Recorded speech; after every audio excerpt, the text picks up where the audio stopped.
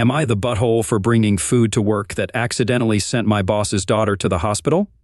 I'm at a loss here, guys. Realistically, I know that I'm in the clear. Legally, I'm in the clear, but I'm being vilified by my co-workers, and I'm genuinely considering quitting my job because of this mess. So, I work a pretty standard day job, and at night, I help my friend at a restaurant which serves an assortment of Thai cuisine. To be honest, I'm insanely picky, but I fell in love with the peanut sauce the main chef makes, and he showed me how to make it. So about once a week, I take it on either noodles or stir-fry to my day job for lunch. People know this, and a handful of people have tried it. It smells nutty, it tastes nutty, it's white girl pad Thai, basically. Lately, my lunches have been disappearing, or I'll open my lunchbox to find half of my food missing. I've tried addressing it, but nothing has been changing, and I was pretty sure it was one of the new hires that was doing it, but I had no proof. Until now. Thursday, I took my noodles, and my entire Tupperware went missing, which hasn't happened before. I'm pissed, but what can I do? A CO worker shared her pizza with me, and that was that. Until today.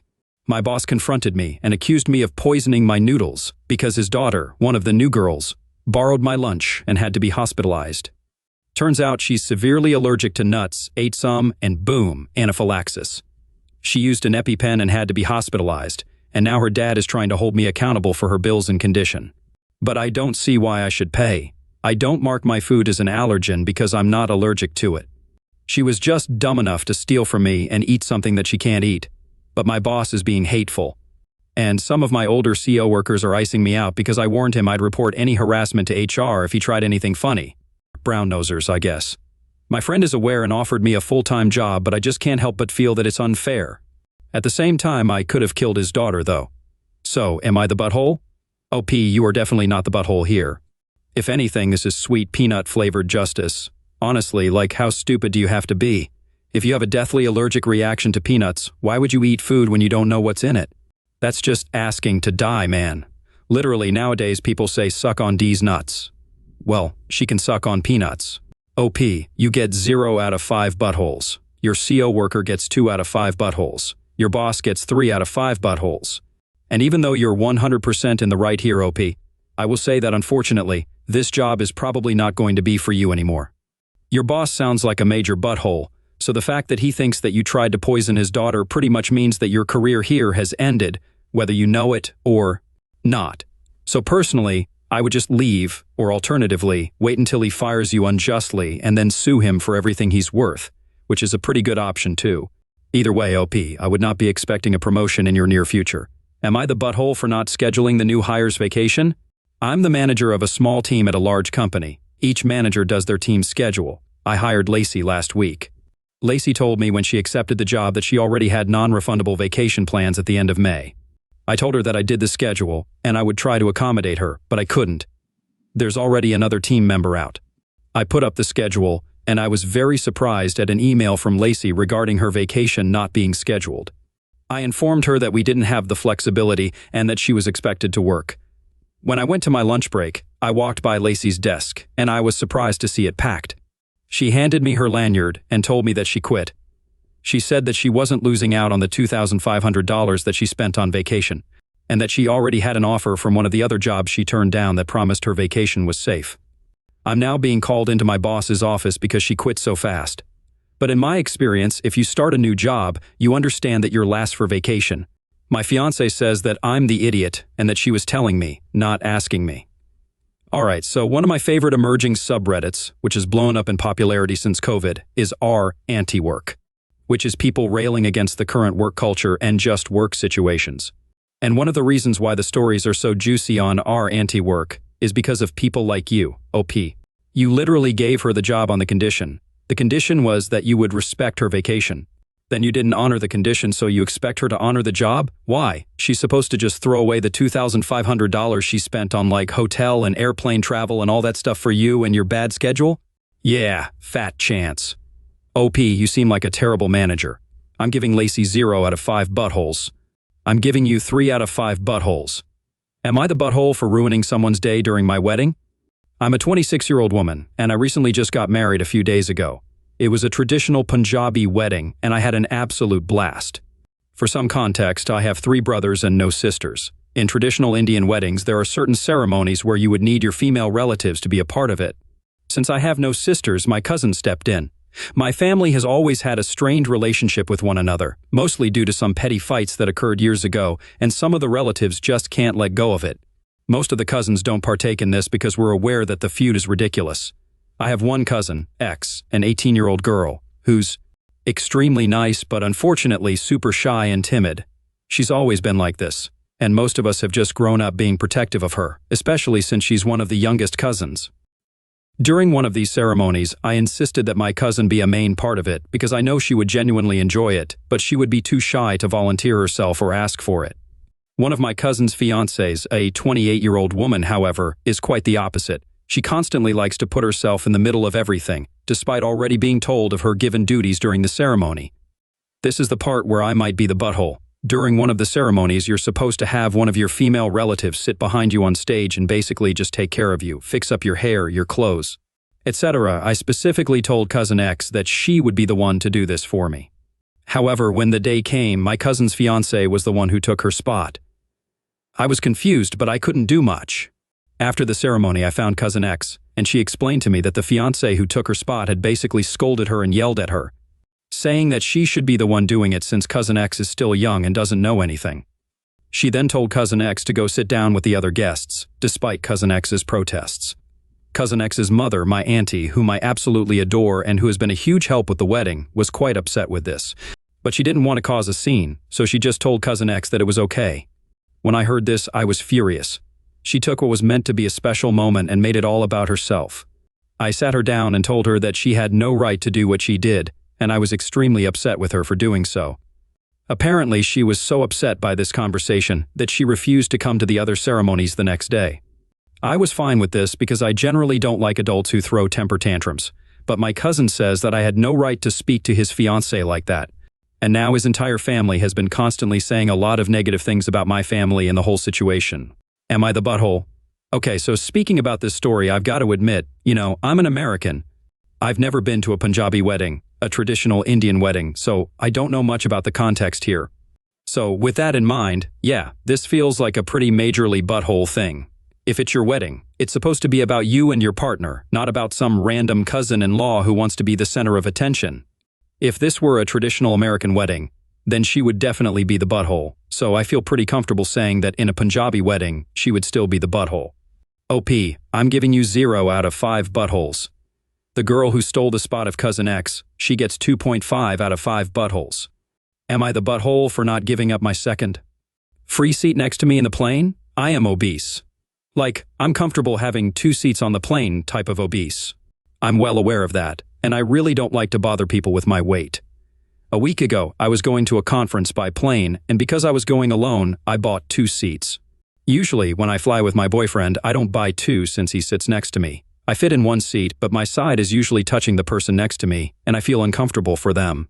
Whenever this happens, they give me nasty looks, and I feel extremely uncomfortable the whole flight. So, I sat down on the plane and put the armrest up so I could be really comfortable. Some couple came up, and they both sat next to me because they got separate seats, and they noticed the seats next to me were empty. This is exactly what I was afraid was going to happen. My side kept touching the guy next to me, and he even pushed me a bit when he moved in the seat. I was feeling extremely uncomfortable, and I asked him if he could go to his seat because I bought this one for my comfort. He told me no, since this seat is empty and he wants to be with his girlfriend. Well, I told him that I understand, but I feel uncomfortable, and I paid for the second seat so exactly this scenario wouldn't happen. He refused again and started to chat with his girlfriend. I called the flight attendant and quietly told her what was happening. She asked the guy to leave my second seat, and he and his girlfriend gave me a nasty look. The girlfriend mumbled something like effing fat B-word under her breath, but nothing directly to me. So, am I the butthole for insisting on him to leave? Well, see, the funny thing about airplanes is there's a really easy way to sit next to your girlfriend. You pay for the seats. What those 2 jerks did was they paid the bare minimum for their seats, which meant they wouldn't sit next to each other. Then their plan was to steal someone else's seat. So no, OP, you get 0 out of 5 buttholes. These 2 douchebags get 2 out of 5 buttholes. Also, down in the comments, I'm going to read this reply from Molasses Fragrant, not the butthole. Former flight attendant here, it's your seat. You paid for it. If that classless couple wanted to sit together that badly, they should have paid for seats together.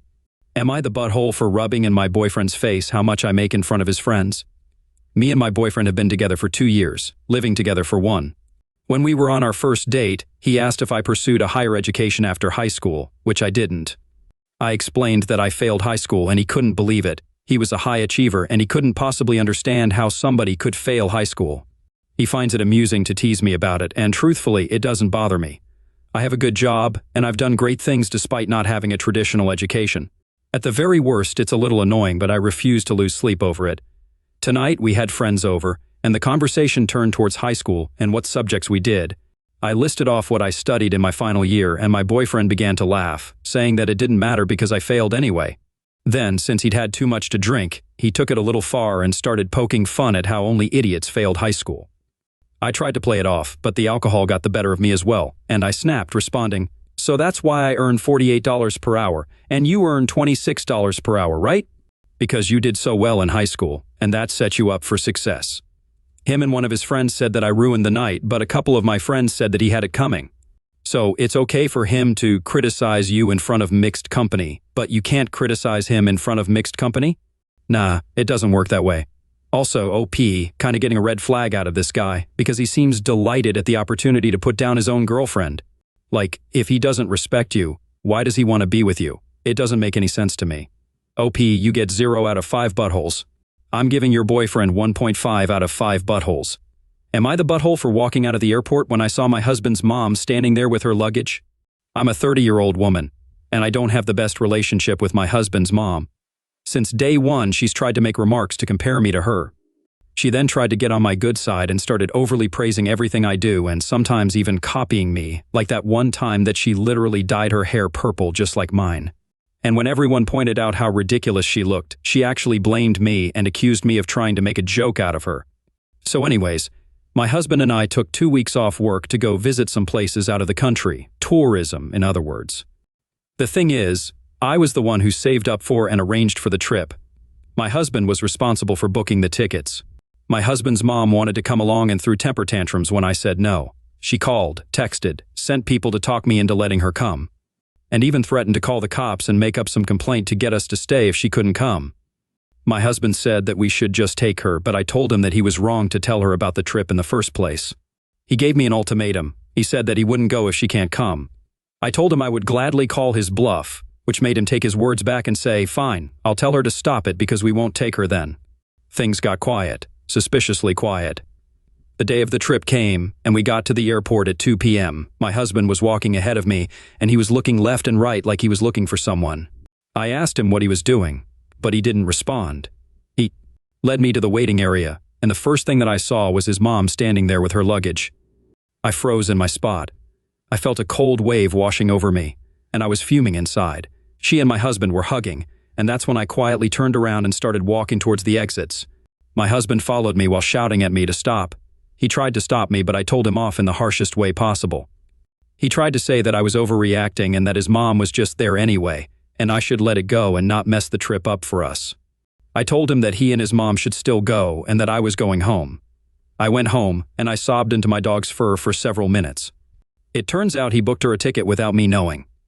An hour later, he came home yelling and raging about how pathetic and spiteful I was to walk out and go home and ruin their trip last minute. I told him that he caused this to happen. He said that I was being so hard on his mom that it's ridiculous.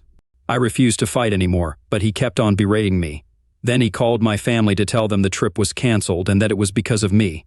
My family said that I shouldn't have ruined it for myself and I should have sucked it up and done my best to enjoy it. Did I really overreact?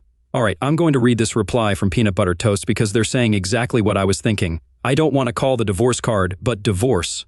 You shared your boundaries. You said no, and she crossed it. Your husband told you that he would tell her no, but he lied.